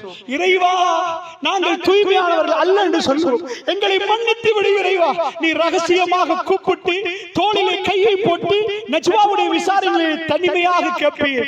அந்த விசாரணையை தந்துவிடு யா அல்லாஹ், எங்களை கேவலப்படுத்தி விடாது என்று கேட்போம். அல்லாஹ்வுடைய நல்லடியார்களே, அப்படிப்பட்ட தருணம் எனக்கும் உங்களுக்கும் வர வேண்டும் என்பதற்காக வேண்டி இந்த செய்திகளை உங்களுக்கு முன்னால் பதிவு செய்கிறேன். மறுமை நாளுடைய காட்சிகளை மட்டும் கொஞ்சமாக உங்களுக்கு மத்தியிலே பதிவு செய்து ஒரு 5-10 நிமிடத்துக்குள் இதை முடிக்கலாம் என்று நினைக்கிறேன். அல்லாஹ்வுடைய தூதர் ஆரம்பித்தார்கள். ஆயிஷா அம்மா பக்கத்திலே கதையை சொல்ல போகிறார்கள். அல்லாஹ்வுடைய நல்லடியார்களே, நாம் எல்லாம் இந்த பூமியிலே பிறந்ததற்கு பிறகு ஒரு நாள் பிறந்தவர்கள் எல்லோரும் மரணித்தே ஆக வேண்டியிருக்கிறது. அந்த மரணம் எனக்கும் உங்களுக்கும் வந்து சந்திக்கும். நாம் விரண்டோடினாலும் எங்களை நோக்கி மலக்குல் மௌத் வருவார்கள். குல் யதவஃபாக்கும் மலக்குல் மௌத் அல்லதி வக்கீல பிக்கும். உங்களுக்கு என்று நியமிக்கப்பட்ட மலக்குல் மௌத் வந்து அந்த நேரம் வருகிற நேரத்தில் நம்முடைய ரூஹை எடுத்துவிட்டு போய்விடுவார். இதற்கு பிறகு மறுமை நாள் நிகழப்போகிறது. மறுமை நாள் சம்பந்தமாக ரசூல் ஸல்லல்லாஹு அலைஹி வஸல்லம் அவர்கள் கட்டம் கட்டமாக சொன்னார்கள். புதன்கிழமை ரசூலுல்லாஹ் நடத்திய இறுதியான உரை. அன்றைக்கு கடுமையான காய்ச்சல். 7 கிணறுகள் மஸ்ஜிது நபவியை சுத்தி இருந்தது. அந்த 7 கிணறுகளிலும் அதாவது டெம்பரேச்சர், ஒரு கிணறுல தண்ணி கொஞ்சம் குளிரா இருக்கும், கொஞ்சம் சூடா இருக்கும். சஹாபாக்கள் இறுதியாக குளிப்பாட்டிய நாள். பெருமானார் அமர வைத்து சஹாபாக்கள் குளிப்பாட்டுகிறார். ஆயிஷா அம்மா சொன்னார்கள், ரசூலுல்லாஹ் போர்வையை போத்திக் கொண்டு ஒப்பந்தம் வாங்க போகிறேன் என்று பள்ளிக்குள் போன ரசூலுல்லாஹ், நான் போனதுக்கு பிறகு என்ன நடக்க போகிறது என்று மிம்பர்ல இருந்து பேசிக்கொண்டே போனார். வியாழக்கிழமை மகரிபுடைய தொழுகைக்கு பிறகு ரசூலுல்லாஹ் பள்ளிக்கு வருவது கஷ்டமா போய்விட்டது. இஷாவுடைய தொழுகை அபூபக்கர் சித்திக் ரலியல்லாஹு தொழுவித்தார். ரசூலுல்லாஹ் பக்கத்தில் அமர்ந்திருந்தார்கள். அதாவது வெள்ளி ஜும்மா, பெருமானார் இல்லாத ஜும்மா, சனி ஞாயிறு, அப்புறம் திங்கள் ரசூலுல்லாஹ் மௌத்தாகிறார். புதன்கிழமை என்று ரசூலுல்லாஹ் விவரித்தார்கள். இதற்கு பிறகு என்ன நடக்க போகிறது என்ற முழு விவரத்தையும் சொல்லி சஹாபாக்களிடம் அவருடைய பிரியாவிடையை ரசூலுல்லாஹ் சொல்லி போன நாள் புதன்கிழமை. அந்த உரைகளை மட்டும் நாம் படித்தாலே போதும், மிக ஆச்சரியமாக இருக்கு. ரசூலுல்லாஹ்வுடைய கடைசி 14 நாட்களை படித்தால் உங்களுக்கு தெரியும். திடீரென்று ரசூலுல்லாஹ் நோய்வாய்ப்படுகிறார்கள். பக்கீக்கு போய் ஜனாசாவை அடக்கிவிட்டு வர்றார்கள். அசருடைய நேரம். அப்பொழுதுதான் தலைவலி தொடங்குகிறது. திங்கட்கிழமை. அடுத்த திங்கள் அல்ல, அதுக்கு அடுத்த திங்கள் ரசூலுல்லாஹ் மௌத்தாவார். திடீரென்று மக்களை கூப்பிட்டு உஹதுக்கு போய் உஹது மலையில ரசூலுல்லாஹ் ஜனாசா தொழுவித்தாங்க. 8 வருஷமாச்சு. உஹதுல மௌத்தானவங்க, அவங்களுக்கு ஜனாசா நடக்கல, தொழுகை நடக்கல. ரசூலுல்லாஹ்வுடைய பல்லு உடைஞ்சி நெத்தி காயமாகி மூர்ச்சிட்டு விழுந்தனால ஜனாசா தொழுகல. அந்த இடத்துல கபர்கள்ல 2 பேர் 3 பேர் என்று ஒரு கபர்ல அடக்கம் செய்யப்பட்டார்கள். அவ்வளவு டென்ஷனான ஒரு கட்டம். இப்ப ரசூலுல்லாஹ் உஹதுல போய் 8 ஆண்டுகளுக்கு பிறகு மக்களுக்கு ஜனாசா தொழுவிக்கப்படாத மக்களுக்கு தொழுவிச்சு. இந்த ஹதீஸை அறிவிப்பவர் சொல்கிறார், உயிரோடு உள்ளவர்களுக்கும் இறந்து போனவர்களுக்கும் நான் போயிட்டு வருகிறேன் என்று சொன்னது போன்று இருந்தது. ரசூலுல்லாஹ் இந்த உம்மத்துக்கு எந்த குறையும் செய்யவில்லை, எந்த அநியாயமும் பண்ணவில்லை. எதையெல்லாம் செய்ய வேண்டுமோ தோழர்களுக்கு அத்தனையும் செய்து தன்னுடைய ஜனாசா தொழுகை கிடைக்காத தோழர்களுக்கு என்னோடு நின்று தோளுமை கொண்டு இவர்கள் போராடியவர்கள் யாரோ அவர்களை மன்னித்துக் கொள் என்று கேட்கக்கூடிய அந்த ஜனாசா தொழுகை, இதையெல்லாம் பார்த்த தோழர்கள் ரசூலுல்லாஹ் எங்களை விட்டு போகிறார் என்ற உணர்வு வருகிறது. வந்தவர் ஸல்லல்லாஹு அலைஹி வஸல்லம் மிம்பருக்கு ஏறினார்கள். ஏறிவிட்டு சொன்னார்கள், அல்லாஹ் எனக்கும் உங்களுக்கும் ஒரு இடத்தை வாக்கு தந்திருக்கிறார்.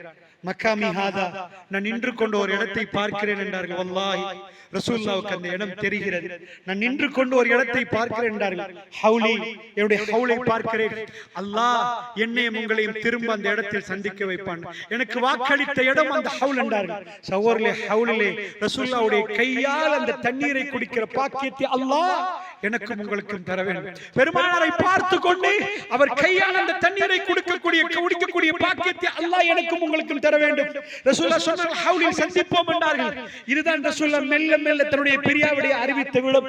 அல்லாஹ்வுடைய தூதர் இதற்கு முன்னாடி இருந்தே மறுமை நாள் என்றால் என்ன என்ற பிரச்சாரத்தை நிறைய செய்திருக்கிறார்கள். அல்லாஹ்வுடைய தூதர் சொன்னார்கள், யாரும் உடுத்திருக்க மாட்டார்கள், எல்லோரும் எப்படி பிறந்தார்களோ அப்படி நிர்வாணமாக செருப்பு இல்லாமல் ஆடை இல்லாமல் பெரியவர்களாக அங்கே எழுப்பாட்டப்படுவார்கள், முளைப்பார்கள், எல்லோரும் ஓடுவார்கள். எங்க ஓடுகிறார்கள்?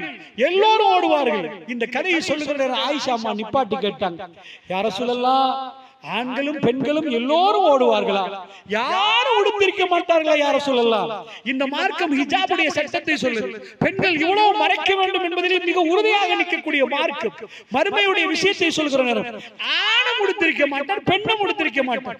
ஆயிஷா அம்மா நிப்பாட்டி கேட்டாங்க, யா ரசூலல்லாஹ், யா நபி அல்லாஹ், ஒருவரை ஒருவர் பார்த்துக் கொள்வார்கள், அபத்தம் தெரியுமே யா ரசூலல்லாஹ். அல்லாஹ்வுடைய தூதர் சொன்னாங்க, ஆயிஷா, அது எப்படிப்பட்ட நேரம் தெரியுமா? யா நஃப்ஸி, யா நஃப்ஸி, என்னுடைய ஆன்மாவை என்று மனிதன் போவான், அவனுக்கு எதுவுமே தெரியாது. அல்லாஹ் வரப்போகிறானாமே, அல்லாஹ் கேட்கிற கேள்விகளுக்கு என்ன பதில்? நாமெல்லாம் இந்த வாழ்க்கையிலே அல்லாஹ்வை மறந்து இன்பத்தோடு வாழ்ந்தோமே, தப்புகளும் தவறுகளும் செய்தோமே, அசிங்கமான ஆபாசமான படங்களும் கூத்துகளும் நாடகங்களும் எல்லாத்தையும் பார்த்தோமே, கண்கள் செய்த விபச்சாரத்தை எந்த ஒரு தைக்கும் இல்லாமல் செய்தோமே, பாடல்கள் இஸ்லாம் இந்த மியூசிக் ஹராம் என்று சொல்கிற நேரம் அது இல்லாட்டி எப்படி வாழுவது என்று கேட்டோமே, அவைகள் எல்லாம் ஞாபகம் வந்து அல்லாஹ்வை சந்திக்க போகிறோம் என்ற உணர்வு வருகிற நேரம் மனிதன் துடித்து போய் விடுவான். ஸல்லல்லாஹு அலைஹி வஸல்லம் அவர்கள் சொன்னார்கள், யா நஃப்ஸி, யா நஃப்ஸி, யா நஃப்ஸி, என் ஆன்மாவை என்று எல்லோரும் ஓடுவார்கள். யௌம யஃபிருல் மர்உ மின் அஹி வ உம்மிஹி வ அபி வ ஸாஹிபதிஹி வ பனி. அந்த நேரத்திலே ஒரு சகோதரன் தன்னுடைய தம்பியை பார்ப்பார். அவனுக்கு அது தெரியாது. அவன் காணாத மாதிரி ஓடுவான். உம்மா வாப்பா ரெண்டு பேரும் இருப்பார்கள், காணாத மாதிரி ஓடுவான். யாரோடும் பேச மாட்டார்கள். ஒண்டி என்னிடமிருந்து எதையாவது கேட்டால் என்ன கொடுப்பது, எனக்கே நன்மை பத்துமா பத்தாதான்னு தெரியாது, எப்படி கொடுப்பது? இல்லை என்றால் அவர்கள் என்னை வந்து சொல்லிக் கொடுத்து விடுவார்களோ, இவ்வளவு நாளைக்கு பிறகு சந்திக்கிறோம், குடும்பத்தோடு நிற்போம் என்று வராது, எல்லோரும் ஓடுவார்கள். சகோதரர்களே, அந்த ஓட்டத்தை கொஞ்சம் தொழுதலுக்கு பிறகு கொஞ்ச நேரம் நின்று கற்பனை பண்ணி பாருங்கள். நானும் ஓட, நீங்களும் ஓட, எல்லோரும் பயங்கரமா நிற்கிற நேரம் மலக்குமார்கள் மட்டும் மஹ்ஷர் மைதானத்திலே களப்பணியிலே ஈடுபட்டு கொண்டிருப்பார்கள். வருகிற நேரம் அல்லாஹ் வருவதற்கு இன்னும் அல்லாஹ் வரவில்லை, எல்லோரும் ஒன்று சேர்ந்திருப்பார்கள் அந்த மைதானத்தில். அவர்கள் கீழே அந்த மைதானத்திலே ஏற்பாடு செய்து கொண்டிருப்பார்கள். அல்லாஹ் வருகிற நேரம் எல்லா ஏற்பாடுகளும் நடந்திருக்கு. ஒரு ஊசி கீழே விழுந்தாலும் சத்தம் கேட்கிற அளவுக்கு எல்லா மனிதர்களும் மிக அமைதியாக நிற்கிற நேரம் அல்லாஹ் இன்னும் வரவில்லை.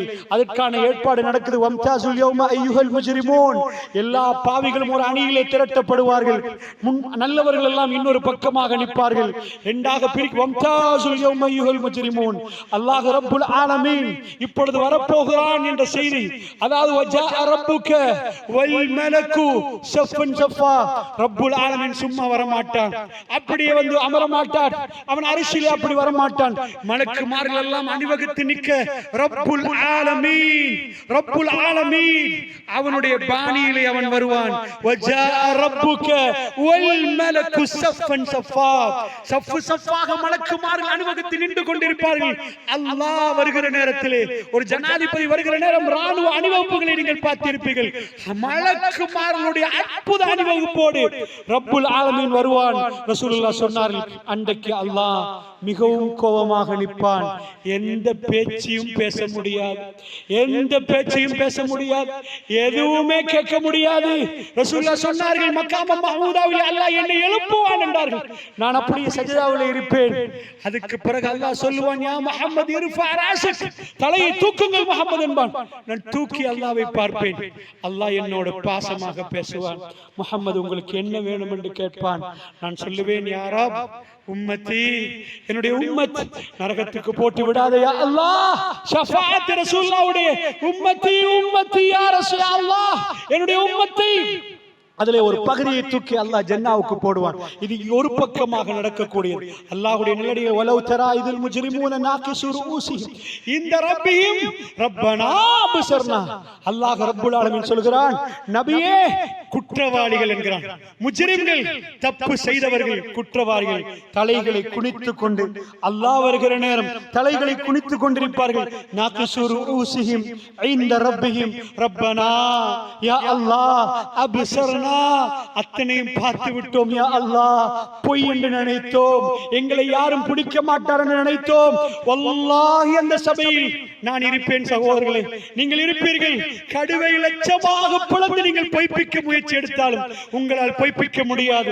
காத்தமுல் அன்பியான் ஆவசித்து பேசிய அத்தனையும் உண்மை, அதிலே ஒரு கடுவும் பொய் இல்லை என்றால் எங்களை சந்தூக்கில் தூக்கி கொண்டு போகும் நேரம் வரைக்கும் தாமதமாக்க வேண்டாம் சகோதரிகளே, தாய்மார்களே. நேர்மையாக நடப்போம். எனக்காக துஆ செய்யுங்கள், உங்களுக்காக துஆ செய்கிறேன். நாகிசூரு ஊசிஹிம் இந்த ரப்பிஹிம், தன்னுடைய ரப்புக்கு முன்னாடி தலைகளை குனித்துக்கவர்களாக குற்றவாளிகள் நிற்பார்கள். ரப்பனா அப்ஸர்னா வஸமிஅனா, யா அல்லாஹ் அத்தனையும் பார்த்து விட்டோம், அத்தனையுமே கேட்டு விட்டோம் யா அல்லாஹ். ஃபர்ஜிஅனா நஅமல் சாலிஹா, எங்களை அந்த உலகத்துக்கு திருப்ப அனுப்பிவிடு யா அல்லாஹ். இன்னா முக்கினூன், உறுதியாக நம்பி வருகிறோம். வல் யௌமில் ஆகிர், மறுமை நாள் உண்டு என்று உறுதியாக நம்பி வருகிறோம் யா அல்லாஹ், எங்களை அனுப்பிவிடு யா அல்லாஹ் என்று கேட்பார்கள். சாலிஹான அமல்களை செய்துவிட்டு வருகிறோம். யாருக்கும் அவகாசம் வழங்கப்படாது. அல்லாஹ் யாரோடும் அவகாசம் கொடுக்க மாட்டான். அந்த நேரத்தில் எவனுக்கும் இல்லை. அல்லாஹ்வுடைய நல்லடியார்களே, அல்லாஹ் கேட்பான், எங்க ஜப்பார், எங்கடாவன், என்னை விட்டால் ஆள் இல்லை நினைத்தவன் வாழ். அல்லாஹ் கேட்பான். எவனாலும் முன்னாடி போக முடியாது. கால்கள் எல்லாம் நடுங்கிக் கொண்டிருக்கும். எஜமானுடைய தீர்ப்பு வரப்போகிறது.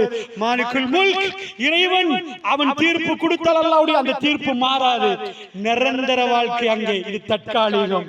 மௌத்தாகிருவோம், எங்களை கொண்டு போய் கபர்ல அடக்கிடுவாங்க. அங்க அழிவே இல்லாத வாழ்க்கை. அந்த வாழ்க்கை நரகம் என்பது நீங்க நினைச்சிடாதீங்க. நெருப்பு பத்தி கொண்டிருந்தா சுட்டே செத்து போயிருவான். அங்க வாழவும் மாட்டான், சாகவும் மாட்டான். நெருப்போடு வாழக்கூடியது. அங்கேயும் எல்லா வேலையும் செய்வான், கதைப்பான், பேசுவான். நரகம் என்பதை நீங்க நினைச்சிட கூடாது. பத்திட்டே இருக்கும் என்று அல்லாஹ்வுடைய நல்லடியார்களே, எரியும் அந்த நெருப்பு. அந்த எரிந்து கொண்டிருக்கும். ஆனால் அவன் கதைப்பான், தண்ணி கேட்பான், பேசுவான். அது எல்லாம் நடக்கிற விதத்தில் அது டிசைன் பண்ணப்பட்டிருக்கு. என்னாலேயோ உங்களாலேயோ அதை விவரிக்க முடியாது. எந்த அறிஞருக்கும் அது தெரியாது. யாரும் அதை பார்த்தது இல்லை. ஆனால் அங்கே சாவில்லை, அங்கே வாழ்வும் இல்லை என்கிறான் அல்லாஹ். இன்னொரு பக்கம் வாழ்க்கையோட மனிதர்கள் இருப்பார்கள். அவர்கள் தான் நிஜமாக சிரிக்கக்கூடியவர்கள். லாஹிகத்தும், அதாவது முஸ்தபிஷிரா, முகமெல்லாம் பிரகாசமாக மின்னி சிரிப்போடு இருப்பார்கள். வெற்றி கண்ட மனிதர்கள் இன்னொரு பக்கமாக நிற்பார்கள். அல்லாஹ்வுடைய தீர்ப்பு வரப்போகிறது. யாரும் திரும்ப மறு உலகத்துக்கு அனுப்ப மாட்டார். அல்லாஹ் ரப்புல் ஆலமீன் எல்லோரும் நான் மண்ணோட மண்ணாக போக கூடாதுன்னு நினைப்ப. யாலைத்தினி குந்து துராபா, மண்ணோட மண்ணாக நாங்கள் போக கூடாது யா அல்லாஹ். நாங்கள் நினைச்சோம் மண்ணோட மண்ணா மக்கி அவ்வளவுதான் என்று திருப்ப எழுப்புவாய். அந்த நேரத்தில் அந்த மனிதர்கள் அல்லாஹ் ரப்புல் ஆலமீன் தீர்ப்பு கொடுக்க போகிறார். தீர்ப்பு வலது கையிலே கிடைத்தால் சந்தோஷமாக கடந்து போய் விடுவான். தீர்ப்பு இடது கையிலே கிடைத்தால் நாம் தோத்து விட்டோம் என்றாக அல்லாஹ் என்னையும் உங்களையும் எங்களுடைய பிள்ளைகளையும் எங்களுடைய சந்ததிகளையும் மரணித்த எங்களுடைய சகோதரர்கள், எங்களுடைய முன்னாடி சென்றவர்கள், எங்களுடைய தாய் தகப்பன் அத்தனை பேரையும் அல்லாஹ் பாதுகாக்கும். ஒரு தகப்பனார் அவர் அதாவது தன்னுடைய மகனுக்கு முன்னாடி அந்த தீர்ப்பு வழங்குவதை கண்டார். அல்லாஹ்வுடைய நல்லடியார்கள் அந்த சன்னிதானம் யாருக்கு மறைக்கப்படாது என்றாங்க ரசூலுல்லாஹ். ஒரு மனிதரை நிப்பாட்டி கேட்கிற நேரம், ஒரு வாப்பாவை நிப்பாட்டி கேட்கிற நேரம், பிள்ளை பார்த்து கொண்டிருப்பார், மனைவி பார்த்து கொண்டிருப்பார், அத்தனையும் தோலுரிக்கப்படும், நிஜமாக பேசப்படும், எந்த மறைவும் இருக்காது. ஒரு சிலர்களை மட்டும் அல்லாஹ் பக்கத்தில் கூப்பிட்டு சொல்லுவார், இந்த துனியாவில் நீ யாரையும் அவமானப்படுத்தவில்லை, யாருடைய விஷயமும் நீ எடுத்து பேசவில்லை, இதா இந்த ஹிஜாபை போடுவான், திரை தொங்கும்.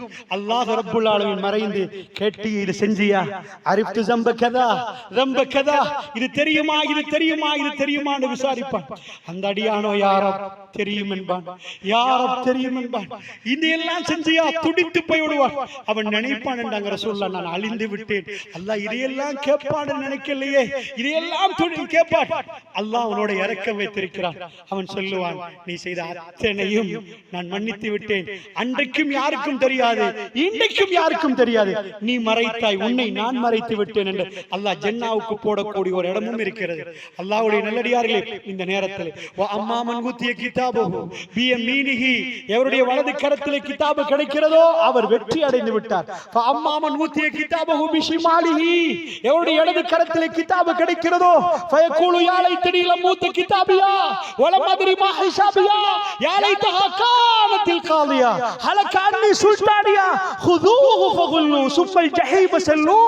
அல்லாஹ் ரப்புல் ஆலமீன் இடது கையிலே கிதாபை கொடுத்த பிறகு, இடது கையிலே புத்தகத்தை எடுத்தால் அவருடைய வாழ்க்கை முடிந்து விட்டது. ஒருவராக இடது கையிலே போகிற நேரம், அடுத்தது நானாக நீங்களாக இருந்தால் அல்லாஹ் ரப்புல் ஆலமீன் எங்களுக்கு வலதில் பட்டோலை தர வேண்டும், அல்லாஹ்வே எங்களை மன்னித்து விடியா அல்லாஹ், அந்த பயங்கரமான தண்டனை எங்களுக்கு தர வேண்டாம் யா அல்லாஹ். அல்லாஹ்விடம் துடித்து அழுது கேட்க வேண்டும். இதுதான் மறுமை நம்பிக்கை. அல்லாஹ்வுடைய நல்லடியார்களே, ஃபஅம்மாமன் ஊத்திய கிதாபஹு பிஷிமாலிஹி ஃபயகூலு யா லைத்தனி லம் ஊத்த கிதாபியா, இப்படி ஒரு புத்தகம் கிடைக்கும் என்று அவர் நம்பவே இல்லை. வலம் அத்ரி மா ஹிசாபியா, இப்படி கணக்கு தீர்க்கப்படும் என்று அவர் நம்பவே இல்லை. இப்படி எல்லாம் ஒவ்வொன்றாக நோட் பண்ணி, இந்த நிமிடத்தில் இப்படி செய்தாய், இப்படி ஒரு பெண்ணோடு நடந்தாய், இப்படி அவமானப்படுத்தினாய், இந்த துரோகத்தை செய்தாய், இப்படி சீதனம் எடுத்தாய், இப்படி வட்டி எடுத்தாய், இப்படி போதைப் பொருள் வித்தாய், எல்லாம் வருகிற நேரத்திலே அவர்கள் சொல்லுவார்கள், யா அல்லாஹ் என்னுடைய பணம் எங்கே, ஹலக அன்னி சுல்தானியா, என்னுடைய ராஜ்யம் இல்லாமல் போய்விட்டது, நான் சேகரித்த சொத்து செல்வம் அத்தனையும் அழிந்து விட்டது. அப்படியே பட்டோலை எடுத்துட்டு ஒரே ஓட்டம் ஓடுவான், ஒரே ஓட்டம் ஓடுவான். ஹுதூஹு ஃபகுல்லு, அவனை பிடியுங்கள், சும்மல் ஜஹீம ஸல்லு, அவனை விலங்கிடுங்கள், அவனை நெருப்பில் போடுங்கள். எல்லாம் மலக்குமார்கள் செய்து கொண்டிருப்பார்கள். யா அல்லாஹ் ரப்புல் ஆலமீன், என்னை உங்களை மன்னிக்க வேண்டும், ரப்பே எங்களை மன்னித்து விடு யா அல்லாஹ், ரப்பே எங்களை மன்னித்து விடு. அல்லாஹ்வுடைய தூதர் மரணிப்பதற்கு கொஞ்ச நேரத்துக்கு முன்னாடி அல்லாஹ்விடம் கேட்ட துஆ, அல்லாஹும்ம ஃபிர்லி அல்லாஹும்ம ஃபிர்லி அல்லாஹும்ம ஃபிர்லி, இறைவா என்னை மன்னித்து விடு யா அல்லாஹ், இறைவா என்னை மன்னி, உன்னை சந்திக்கிற நேரம் மன்னிப்போடு சந்திக்க வேண்டும் என்று துடித்து கேட்டார். ஆயிஷா அம்மா சொல்கிறார்கள், அல்லாஹ்வுடைய நல்லடியார்களே, ஃபஅம்மாமன் ஊத்திய கிதாபஹு பியமீனிஹி, இதுதான் எனக்கும் உங்களுக்கும் கிடைக்க வேண்டியது. இறுதியில் சொல்கிறேன், அல்லாஹ் கபூலாக்க வேண்டும். அம்மாமன் ஊத்திய கிதாபஹு பி ஃபஅம்மாமன் ஊத்திய கிதாபஹு பியமீனிஹி, எவருடைய வலது கையிலே பட்டோலை கொடுக்கப்படுகிறதோ ஆஹு முக்ரவு கிதாபியா, கொஞ்சம் என் புக்க வாசி பாருங்களேன், ஒவ்வொரு ஆளா கொண்டு போய் காட்டுவார். ஆஹு முக்ரவு கிதாபியா இன்னி வலந்து அன்னி முலாக்கின் ஹிசாபியா ஃபஹுவ ஃபி ஈஷத்திர் ராதியா குதுஃபுஹா தாரியா, ஒவ்வொரு ஆளுக்கும் புக்க போய் காட்டுவார். நான் நினைச்சேன் இந்த விசாரணை உண்டு, இதிலே நான் வெற்றி அடைவேன் நினைச்சேன். ஆஹு முக்ரவு கிதாபியா இன்னி வலந்து அன்னி முலாக்கின் ஹிசாபியா ஃபஹுவ ஃபி ஈஷத்திர் ராதியா. அல்லாஹ் ரப்புல் ஆலமீன் அற்புதமான ஒரு வாழ்க்கை கொடுத்தார். குதுஃபுஹா தாரியா, கனிவட்டங்கள் தொங்கிக் கொண்டிருக்கும். ஜன்னாவுக்குள் நுழைந்தால் அதிலே என்ன இல்லை, அத்தனையும் இருக்கும். அல்லாஹ்வுடைய நல்லடியார்களே, அவர்கள் மிக அமர்கலமான வாழ்க்கை வாழப் போகிறார்கள். அல்லாஹ் ரப்புல் ஆலமீனுக்கு பக்கத்தில் அவர்கள் வாழப் போகிறார்கள். அவர்களுக்கு தேவையெல்லாம் அல்லாஹ் கொடுப்பான். தெரிவு எனக்கும் உங்களுக்கும் விடப்பட்டிருக்கிறது. இதற்கு முன்னாடி மரணித்தவர்கள் அவர்கள் போய்விட்டார்கள். இப்ப எங்க சான்ஸ்? அல்லாஹ்வுடைய நல்லடியார்களே, இது எங்களுக்குரிய வாய்ப்பு. சகோதரர்களே, அல்லாஹ்வை நெருங்குவோம். அல்லாஹ் ரப்புல் ஆலமீன் என்னையும் உங்களையும் பார்த்து சந்தோஷப்பட்டு சிரிக்க வேண்டும், சந்தோஷப்பட வேண்டும். அப்படிப்பட்ட அடியார்களாக மாறுவோம். இந்த ஊரிலே உள்ள தாய்மார்களே, சகோதரர்களே, உங்களுக்கு ஒரு கடமை இருக்கிறது. நீங்கள் எங்கேயாவது சீதனத்தை கண்டால் நீங்கள் அவர்களுக்கு அழகான முறையில், அராஜகம் இஸ்லாம் சொல்லவில்லை, அழகிய முறையில் சொல்லுங்கள், கெஞ்சுங்கள். வேண்டாம் இந்த முசீபத் என்று சொல்லுங்கள். எங்கேயாவது போதைப் பொருள் இருந்தால் நீங்கள் எல்லாம் தஅவாவில் ஈடுபட்டே ஆக வேண்டும். எனக்கு தெரியாது என்று சொல்ல இயலாது. அல்லாஹ் என்னையும் உங்களை நேசிப்பான். நீங்கள் போய் தப்பை தப்பு என்று சொல்ல வேண்டும், தவறை தவறு என்று சொல்ல வேண்டும். சில வேளை படிக்கிற நேரம் எங்களுக்கு வரும், இதெல்லாம் தேவையா? ஒதுங்கி ஒரு ஓரமாக இருந்து எங்க பிசினஸ் பார்த்தா அது கொடிகட்டி பறக்கும். ஏன் இல்லை? நாங்கள் படித்து இது எங்களை அப்படி விடவில்லை. அல்லாஹ்வுடைய அன்பு எங்களுக்கு வேண்டும் இந்த பணத்தை விட, அல்லாஹ்வுடைய நேசம் எங்களுக்கு வேண்டும் இந்த பணத்தை விட. நாம் எல்லாம் தூய்மையானவர்கள் அல்ல, எல்லோரும் தப்பு செய்தவர்கள். எங்களுக்குரிய பாவ மன்னிப்புக்காக அல்லாஹ்வுடைய பாதையிலே அலைய வேண்டும். அல்லாஹ்வுடைய நல்லடியார்களே, தொழாத மக்கள் நிறைய ஊருக்குள் இருக்கிறார்கள். அவர்களுக்குரிய தொழுகைக்காக அலையுங்கள். அல்லாஹ் ஜல்ல ஷானு வ தஆலா என்னை உங்களை மன்னித்து எனக்கும் உங்களுக்கும் அவருடைய மக்ஃபிரத்தால் நலைத்து அல்லாஹ் எங்களை ஏற்றுக்கொண்டு எங்களுக்கு நரக விடுதலை தர வேண்டும். நரகத்திலிருந்து பாதுகாத்து ஜன்னாவுடைய வாசல்களை எங்களுக்கு திறந்து தந்து அமர்கலமான அந்த ஜன்னாவிலே பெருமானாரோடு வாழக்கூடிய வாழ்க்கை அல்லாஹ் ரப்புல் இஸ்ஸத் எனக்கும் உங்களுக்கும் தந்தருள் புரிவானாக. வஸல்லல்லாஹு வஸல்லம தஸ்லீமன் கதீரன் கதீரா. அல்ஹம்துலில்லாஹி ரப்பில் ஆலமீன்.